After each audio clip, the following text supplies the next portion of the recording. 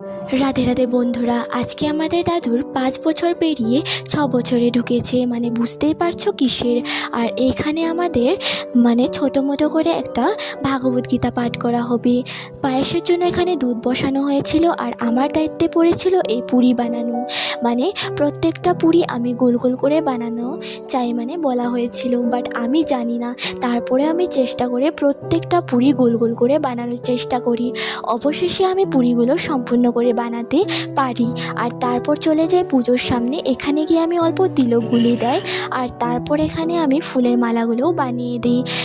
আমি এভাবে ভিডিও করছিলাম, আমাকে ধরে দেওয়ার মতো কেউ ছিল না। আর তারপর তার নিজের হাতে যতটুকু পারলাম ভিডিও করার চেষ্টা করেছি। আর আমাদের একটা দিদা এসেছিলো, উনি হেল্প করেছিল। দিদাটা চন্দনটা বেটে দেয়, আর আমি এখানে ফুলগুলো আসনে সাজিয়ে দিই। দিদাটা অনেকটা হেল্প করছিল। এখানে আমাদের ফলমূল কাটার থেকে ধরে ধুনা চাকি সব কিছু জ্বালিয়ে রেডি করে দিয়েছিল দিদা।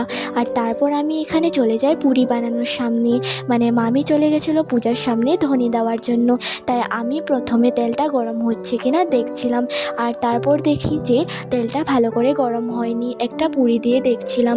আর তারপর পুরিটাকে ভেজে নামাই।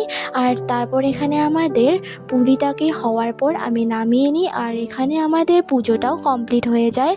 তাই পুজোটা হওয়ার পর আমি পায়েস বাড়ছিলাম, সবাইকে এখন প্রসাদ দেওয়া হবে, আর সবাই খেয়ে এখন বাড়িতে যাবে।